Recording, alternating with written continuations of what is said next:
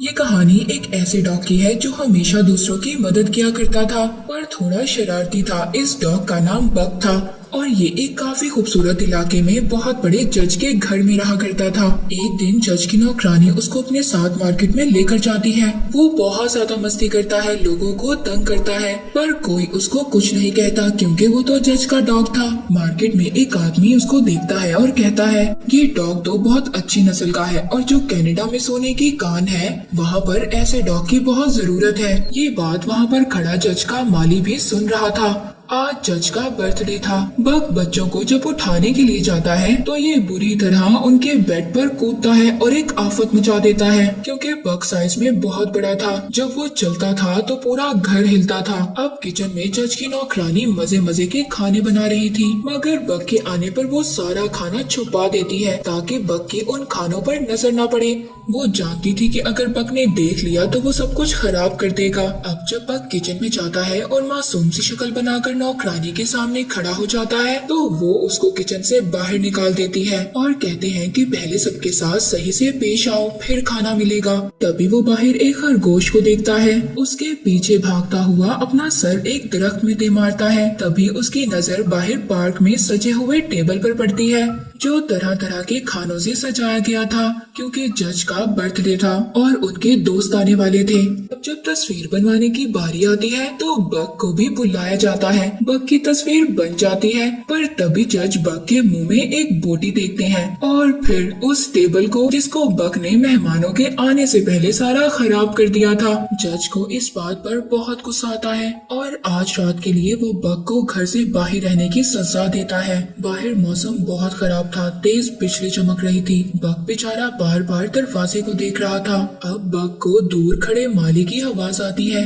वो उसके पास जाता है। तभी माली एक बिस्किट को एक घोड़ा गाड़ी में फेंकता है। बक भी उसको उठाने उसके अंदर चला गया था क्योंकि बक बेचारा भूखा था, पर तभी माली दरवाजा बंद कर देता है। बक अंदर से देख रहा था कि माली किसी से पैसे ले रहा है। वो समझ गया था कि उसने इसे बेच दिया है, उसी आदमी को जो मार्केट में बक को देखकर बात कर रहा था। अब बक को वहाँ से ले जाकर एक बहुत बड़े बॉक्स में बंद कर ट्रेन में चढ़ा दिया जाता है। बक को जब होश आता है तो वो भौंकता है, खाना मांगता है। तभी एक आदमी अपने हाथ में डंडा लेकर उसका बॉक्स खोलता है। वो आदमी बक को मारता है। पहली बार बेचारे बक को किसी ने मारा था, मगर बक अब भी हार नहीं मानता। वो मौका पाते ही वहाँ से भाग जाता है। जब वो बाहर आकर देखता है तो वो तो एक जहाज में था जहाँ उसके चारों तरफ पानी था। अब उसको पता चल गया था कि वो यहाँ से भाग भी नहीं सकता। वो जहाज अपनी जगह पर पहुँच गया था। बक वहाँ पर सबको हैरान नजरों से देख रहा था।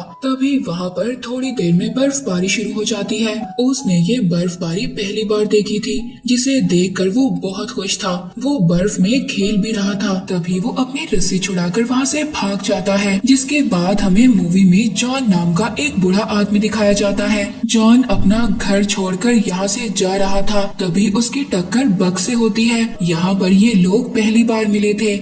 बक को अब उन डॉग्स के साथ रख दिया जाता है जिनको बेचा जाना था। वहाँ पर बाकी डॉग्स के साथ दोस्ती करना चाहता था, पर बेचारे से कोई भी दोस्ती नहीं करता। तभी वहाँ पर एक आदमी आता है। उसको बक बहुत अच्छा लगता है, खरीद कर वहाँ से ले जाता है। ये आदमी एक पोस्टमैन था। उसको बर्फ पर अपनी स्लेड यानी अपनी गाड़ी को चलाने के लिए एक डॉग की जरूरत थी। पोस्टमैन बक को बाकी डॉग्स के साथ बांध देता है। उसके गले में भी एक पट्टा डाल दिया जाता है। जब डॉग्स आगे बढ़ते हैं पर बक को बर्फ पर चलने ही नहीं आता। उसको बर्फ पर चलते हुए काफी ज्यादा मुश्किल हो रही थी। वो लड़खड़ा रहा था और गिर जाता है। पोस्टमैन समझ गया था कि बक से अब चला नहीं जा रहा। रात को जब पोस्टमैन अपनी असिस्टेंट के साथ टेंट लगाकर सो रहा था तो तभी बक यहाँ पर एक शरारत करता है।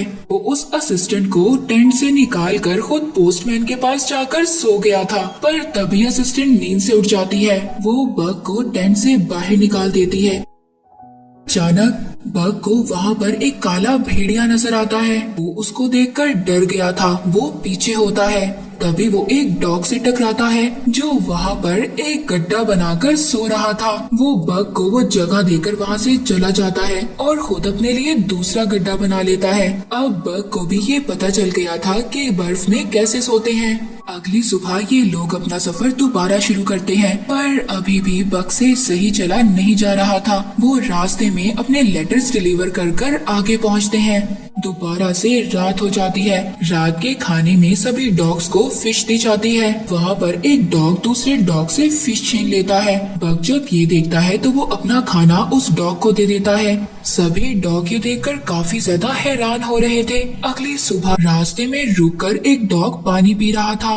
जब दूसरा डॉग भी पानी पीना चाहता था तो वो डॉग उसको मना कर देता है और उस पर गुस्सा करता है। बक ये देखकर दूसरी जगह पर बर्फ को खोदकर पानी निकालता है और सभी डॉग्स को वहाँ से पानी पिलाता है। सब डॉग बहुत ज्यादा बक से खुश हो गए थे, पसंद करने लगे थे। उस डॉग को बहुत ज्यादा गुस्सा आ रहा था जो दूसरों को पानी पीने से रोकता है। बक अब काफी अच्छी तरह बर्फ पर भागने लगा था। एक दिन रास्ते में चलते हुए पोस्टमैन की असिस्टेंट बर्फ को चेक करते हुए पानी में गिर जाती है। बक जब ये देखता है तो वो अपनी जान की परवाह किए बगैर उस असिस्टेंट को बचाता है। पहले तो बक को नोटिस नहीं करती थी, पर अब उसको भी बक अच्छा लगने लगा था।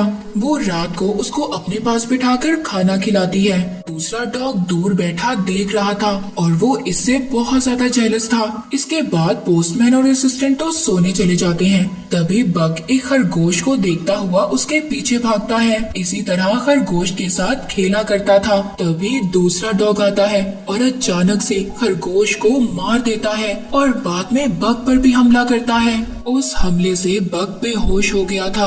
अचानक से दोबारा काला भेड़िया आ गया था और वो उस डॉग को उठाकर दूर फेंक देता है। वो ही काला भेड़िया जो बक को नजर आया था। सुबह को पोस्टमैन उस डॉग को आवाज लगाता है जिसने बक पर हमला किया था, पर वो था ही नहीं। वो इसीलिए ढूंढ रहा था क्योंकि वो अपनी स्लेड के आगे बांधता था, पर अब बक ये चाहता था कि उसको आगे बांधा जाए। बहुत तेज भागता है और जोश में था। पोस्टमैन भी ये देखकर बहुत खुश था। तभी वो एक साइड पर देखता है एक पहाड़ पर से बर्फ गिर रही थी।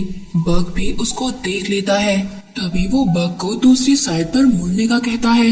वहाँ बक को सीधी साइड पर अपना वही काला भेड़िया नजर आता है जो अक्सर उसको आता था। वो उसी साइड पर वहाँ पर एक केव, एक गुफा से होते हुए सबको बचा लेता है। पोस्टमैन भी उसकी ये बात देखकर समझ गया था कि बक वाकई ही एक समझदार डॉग है। वो उसकी अक्लमंदी और तेज रफ्तार से जल्द ही अपनी जगह पर पहुँच जाते हैं। सबको उनके लेटर देते हैं जिन्हें पढ़कर सभी खुश थे। बक सबको देख रहा था। यहाँ पर जॉन भी था जो पहले बक से टकराया था। घर में बैठकर लेटर लिख रहा था अपनी बीवी के लिए, जिसमें वो लिखता है कि उनके बेटे का बर्थडे है जो अब इस दुनिया में नहीं था और इसीलिए उसने अपना घर भी छोड़ दिया था।